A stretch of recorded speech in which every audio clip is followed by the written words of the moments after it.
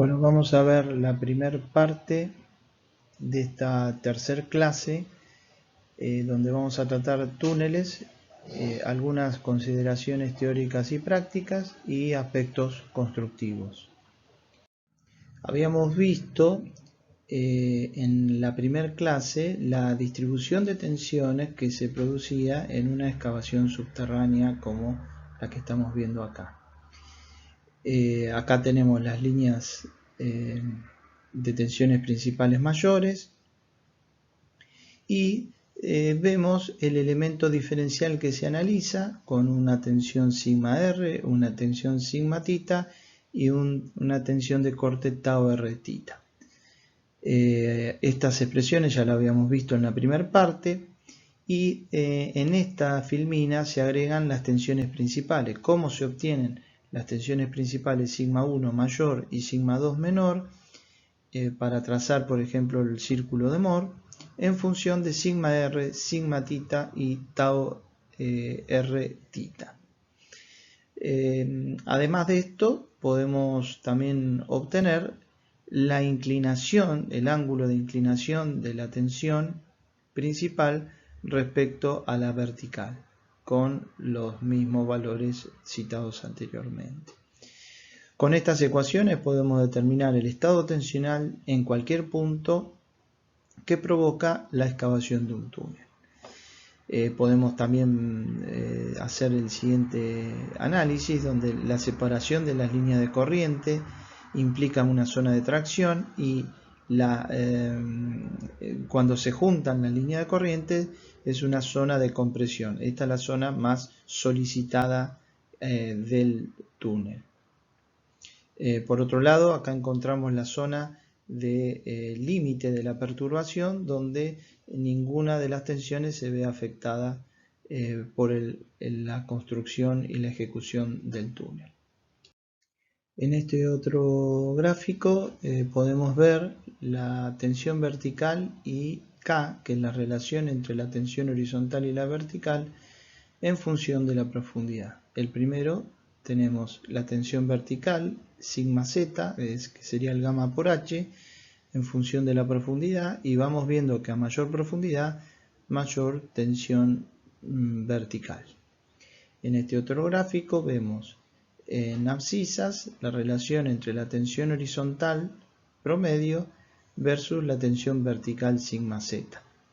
Los valores van de 0 hasta 3,5 y en ordenadas vemos la profundidad de los túneles y se han recompilado de varios países las distintas relaciones entre tensiones horizontales y verticales. La relación es el coeficiente K y la nube de valores que agrupa un valor máximo y un valor mínimo.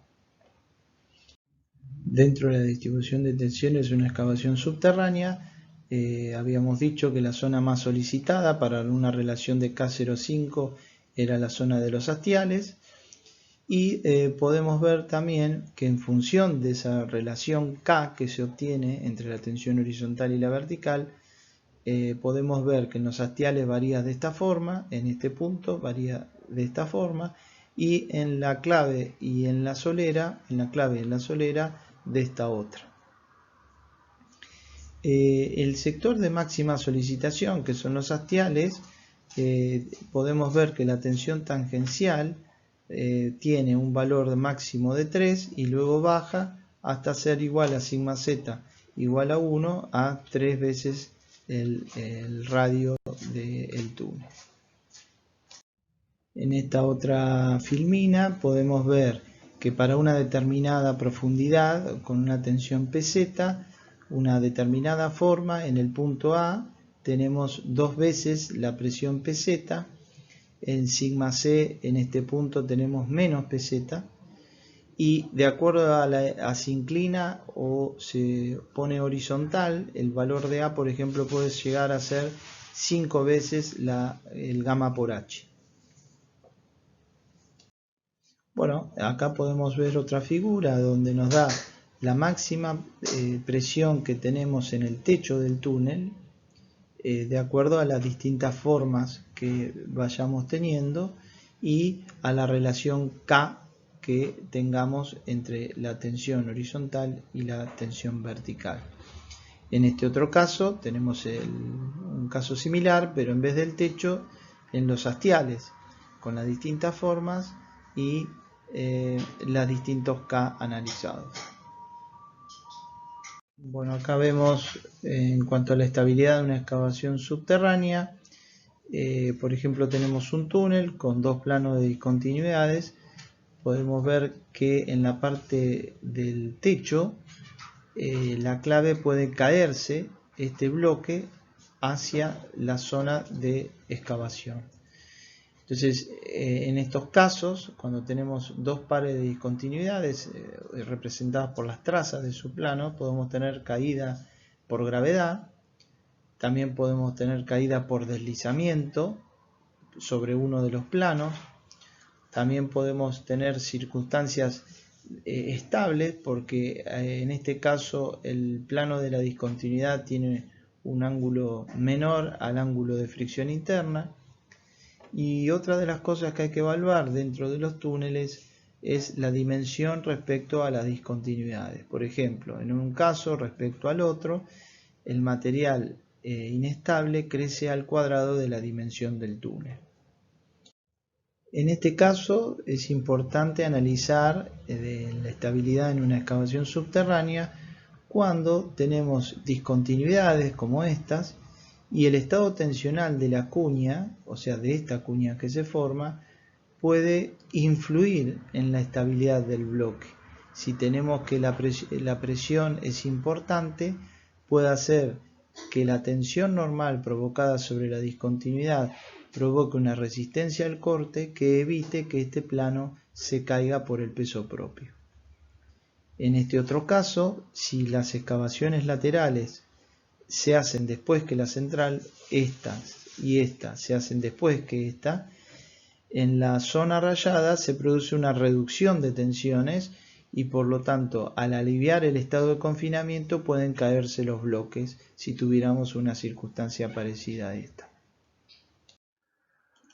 Bueno, en el caso que tengamos una excavación en túnel, tenemos que ver la situación del macizo rocoso. Recordemos que habíamos definido ya lo que era la curva de resistencia intrínseca de una roca intacta y de una discontinuidad y del macizo rocoso. Lo habíamos tratado con Hook y Brown y habíamos definido esta zona de dominio de rotura. Cuando uno hace una excavación es importante caracterizar bien el material del macizo rocoso, su comportamiento geomecánico y de deformabilidad para que sea razonable, dado que si adoptamos una roca intacta para este esquema no va a ser válido y si adoptamos una roca muy triturada tampoco. Podríamos decir que podemos optar entre varias discontinuidades o dos discontinuidades, optaría por varias discontinuidades como este para caracterizar el macizo rocoso que circunda la excavación subterránea. Acá tenemos otros dos ejemplos donde podemos decir que la excavación afectará y tendrá una representación de este tipo o esta otra con este testigo que saquemos y que sea representativo. Cuando uno construye un túnel hay que ver la influencia de las fallas geológicas en la estabilidad de los túneles y el avance de las tuneleras. Por ejemplo, podemos tener distintas situaciones con fallas como este tipo, como este otro, algunas fallas con rellenos que producen que el material entre por esta zona o en un sector de falla que es distinto a los aledaños y en esos sectores podemos tener problemas al excavar con las tuneleras y tener problemas en cuanto al avance de la misma. Acá podemos ver la influencia de los plegamientos en la excavación de los túneles. Por ejemplo, este es el avance del túnel y el plegamiento como es. Acá hay otro plegamiento. Y en cada uno de ellos podemos tener distintas circunstancias, por ejemplo acá caídas de bloques, caídas laterales, Es importante la influencia del rumbo y el buzamiento de una discontinuidad en relación al túnel. Entonces tenemos la disposición geométrica de la discontinuidad, su buzamiento y qué problema podríamos tener en el techo y en los hastiales, que pueden ser zonas estables con roturas. Nos va indicando la disposición geométrica, la ubicación del buzamiento y los problemas posibles que tenemos. Alguna influencia de las discontinuidades sobre la estabilidad de los túneles pueden presentarse de esta forma. Por ejemplo, si tenemos planos de discontinuidades casi paralelos al eje del túnel y los anclajes están dispuestos de esta forma, podemos tener caída de bloques. También podemos tener estas otras circunstancias. O rotura como si fuera una losa que se quiebra y se parte. Acá mayores tensiones en los hastiales que producen la rotura por esbeltez. Bueno, ahora vamos a ver un caso de galería de drenaje en un talud que tiene una grieta, una fisura y puede tener un deslizamiento este talud. Y ya sabemos que deprimir la napa en estas circunstancias mejora la estabilidad. Entonces la galería, a través de perforaciones que pueden drenar, puede servir de evacuación del agua. También vemos el drenaje previo a la excavación de un túnel desde una galería piloto, donde el túnel que se quiere realizar es este. Se hace una galería piloto donde se bombea el agua, se deprime el agua, el nivel freático, para permitir la construcción en seco del túnel. Bueno, habíamos visto la curva del macizo rocoso y ahora vamos a ver la del soporte. Cuando hacemos un túnel, el macizo rocoso se va deformando a medida que se va relajando, se va deformando el túnel.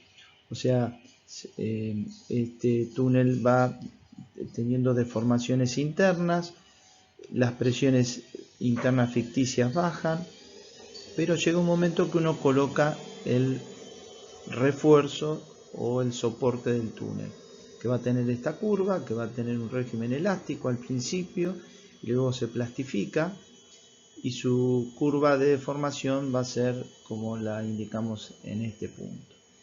Esa deformación del soporte máxima va a ser la de rotura del mismo soporte. Además va a tener un tiempo de colocación, una deformación inicial que va a estar indicada desde el momento que se coloca el soporte hasta el origen de la deformación.